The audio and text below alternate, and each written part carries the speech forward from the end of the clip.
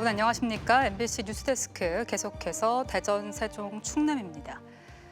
국민의힘 한동훈 비상대책위원장이 국회를 세종시로 완전히 이전해서 여의도 정치를 종식하고 세종을 정치행정수도로 완성하겠다는 공약을 내놨습니다. 이번 총선에서 다시 행정수도론이 선거 주요 쟁점이 될 전망인데요.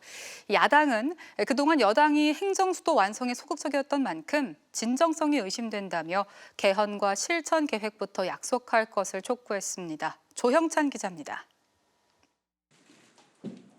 국민의힘 한동훈 비상대책위원장이 국회를 세종시로 완전히 이전해 여의도 정치를 종식하겠다고 말했습니다. 세종을 정치행정의 수도로 완성하고 기존 서울 여의도 국회 공간은 문화와 금융 중심으로 바꾸겠다는 겁니다.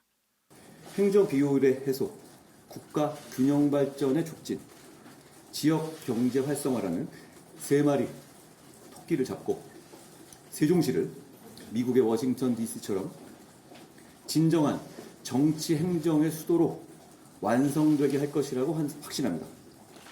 지난 2002년 대선 공약으로 시작해 위헌 판결과 행복도시로의 수정을 거친 세종시를 두고 22대 총선에서 이번엔 여당이 행정수도론을 선거 쟁점화한 겁니다. 세종시와 여당 후보들은 국회 여의도 부지의 2배가량이 세종에 마련돼 있다며 행정수도와 지방시대 완성에 기폭제가 될 것이라고 환영했습니다. 더불어민주당은 뜻은 환영하지만 알맹이가 빠진 선거용 발표로 의심된다며 수도 이전에 필요한 개헌과 국회 부지 활용 방안을 밝히라고 촉구했습니다. 헌법적인 문제 제기에 대해서는 충분히 검토하셨는지 궁금하지만 뒤늦게 민주당의 입장 쪽으로 방향을 선회하신 것에 대해서 다행이라고 생각하고 새로운 미래 김종민 의원 역시 정부 여당이 격주로 세종에서 국무회의를 개최하겠다는 약속조차 지키지 않았다며 개헌이나 헌재 결정 변경, 대통령 집무실 이전을 같이 해야 한다고 주장했고 세종 참여연대도 국회 이전에 필요한 세부 계획을 제시하라고 촉구했습니다. 실질적으로 지금 필요한 언제 어느 때 어떻게 이전할 것인가라고 하는 계획 이전이라고 하는 것이 시민들에게 더 다가올 수 있는 부분이라고 생각을 하고요. 한편 여당의 충청권 후보들은 내일 세종시로 결집해 공식 선거운동 첫날 행정수도론을 더욱 부각시킬 계획입니다. MBC 뉴스 조형찬입니다.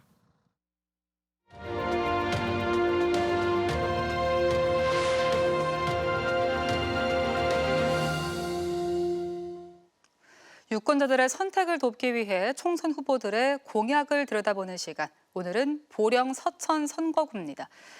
보령 서천에서는 삼선 서천 군수 출신의 더불어민주당 나소열 후보와 국민의힘 사무총장을 맡아서 재선에 도전하는 장동혁 후보 재대결이 성사됐습니다. 김태욱 기자입니다. 보령과 서천은 지난 2000년 선거구 통합 이후 민주 진보 진영에서 국회의원 당선자가 한 번도 나오지 않은 대표적인 보수 강세 지역입니다. 2년 전 재보궐선거에선 1,583표 차로 당락이 결정됐는데 당시 후보였던 더불어민주당 나소열, 국민의힘 장동혁 후보가 2년 만에 다시 만났습니다. 두 후보가 꼽은 지역 최우선 과제는 지방 소멸 대응으로 나란히 보령에 수소 생산 기반 구축을 약속했습니다. 에너지 전환과 인구 소멸의 문제를 부닥치고 있는 보령시에는 새로운 신산업 기반이 필요하고요. 그러기 위해서는 분루수소 생산 기반 구축과 액화수소 전문 연구소 설립이 필요합니다. 뭔가 획기적인 산업 기반 확충이 필요하다고 생각합니다. 그래서 보령은 수소 이런 그린 에너지 기반으로 해서 탄소 중립 에너지 기회발전 특구로 조성해 나가겠습니다. 과거 민심을 의식한 듯 삼선 서천군수 출신의 나 후보는 30년간 지역을 위해 헌신한 후보에게 표를 달라고 호소했고 군정 그리고 도정, 국정 경험을 가지고 있기 때문에 어떻게 일을 해야 이 지역이 발전될 수 있는 것인지 잘 알고 있다라고 자부합니다. 장 후보는 2년밖에 일하지 못했다며 지역을 위해 다시 일할 기회를 달라고 호소했습니다. 여당의 사무총장으로서 당의 살림을 맡아서 하고 있습니다. 지역에서 이렇게 키워준 정치적 자산을 이제는 제대로 활용할 때라고 생각합니다. 또 무소속 이기원 후보와 장동호 후보도 후보 등록을 마쳐 모두 4명이 본선에서 경쟁합니다. 다만 지난 20대 총선에 출마했던 무소속 이기원 후보가 3,725표를 얻은 전력이 있어 이 후보의 완주 여부가 막판 승부처가 될 수 있다는 전망도 나옵니다. MBC 뉴스 김태욱입니다. 대전 금산 통합범시민추진위원회는 대전시 의회에서 기자회견을 열고 대전과 금산 통합 문제를 국회의원 총선 후보들이 공약으로 채택하라고 촉구했습니다. 추진위는 대전과 금산이 통합되면 중부권 수보도시로서의 위상을 갖게 된다며 대전시와 충남도 간 관할구역 변경 특별법 제정을 총선 공약으로 채택해달라고 지역 총선 후보들에게 요구했습니다.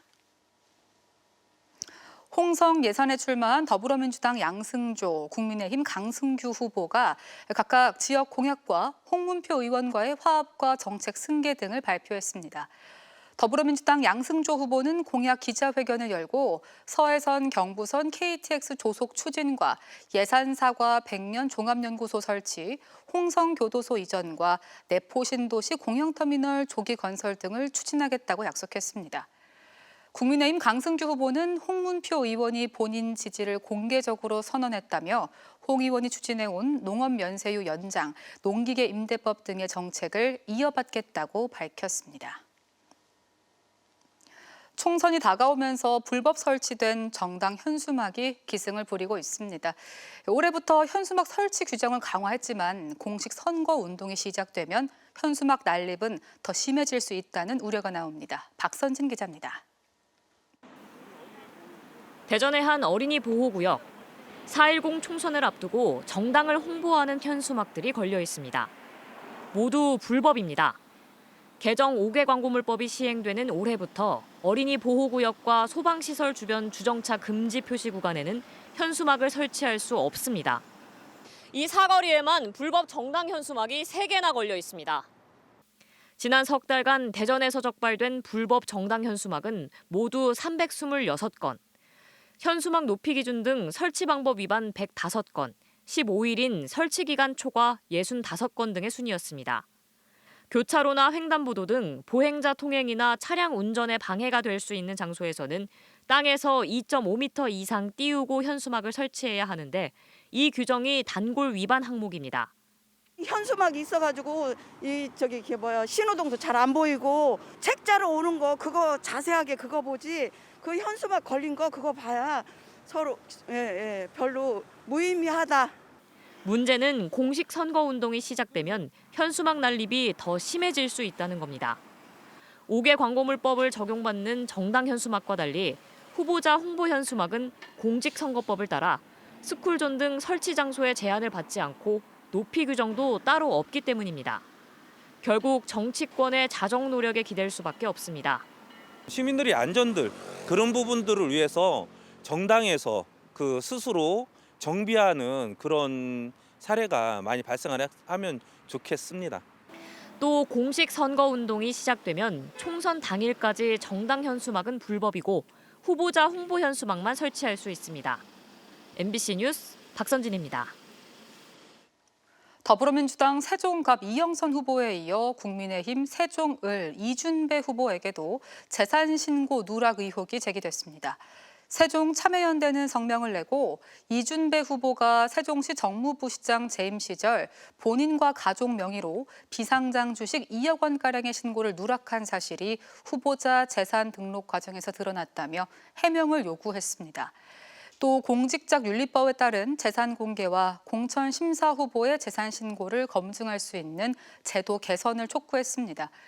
이에 대해 이 후보는 재산 등록 당시 비상장 주식의 가치 평가를 명확히 할 수 없어 신고하지 않았지만 신고 누락 경위를 더 자세히 파악해 시민들께 알리겠다고 말했습니다.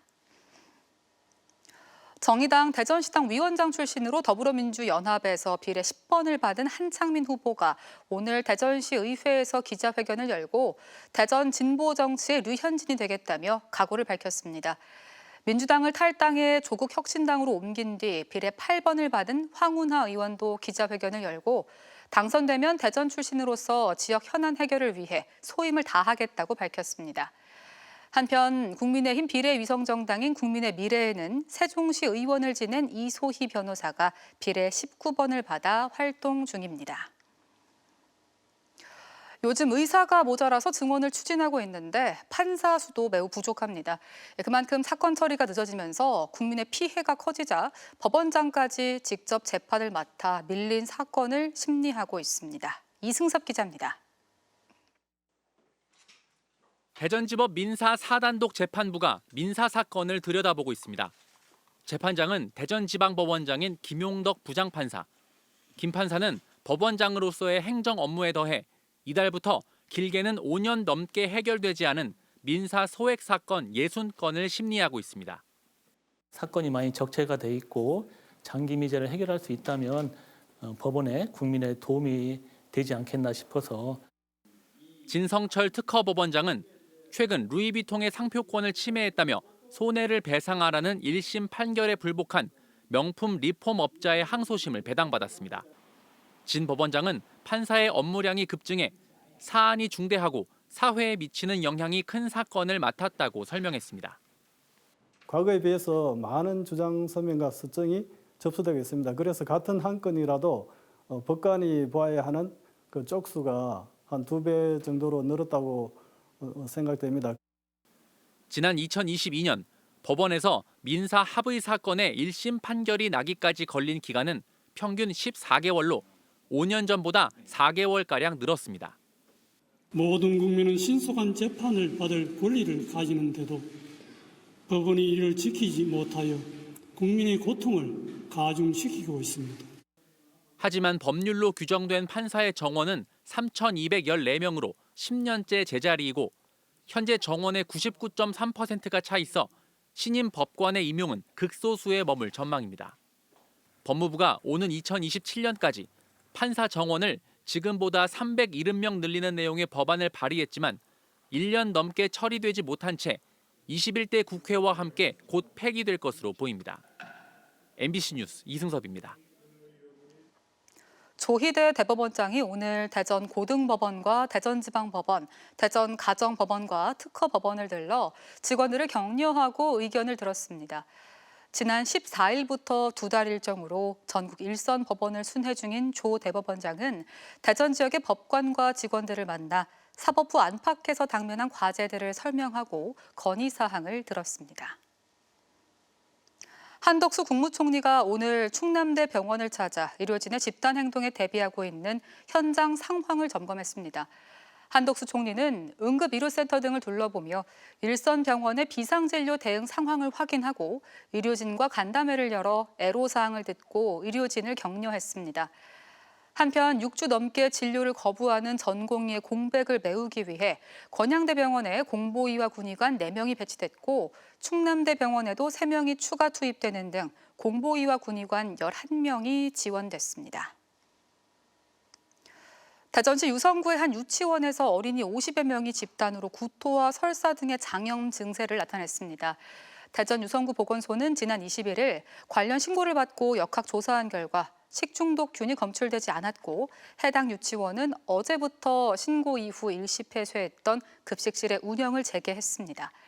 보건소 측은 아이들이 봄철에 주로 유행하는 로타바이러스나 노로바이러스에 감염된 것으로 보고 추가 조사를 벌이고 있습니다. 오늘 오전 11시 50분쯤 서산시 동문동에 있는 오토바이 판매점에서 불이 나 50분 만에 꺼졌습니다. 이 불로 인명피해는 없었지만 점포 내부와 오토바이 40여 대 등이 타 소방서 추산 2억 7,800만 원의 재산 피해가 발생했습니다. 지금까지 대전, 세종, 충남이었습니다. 시청해주신 여러분 고맙습니다.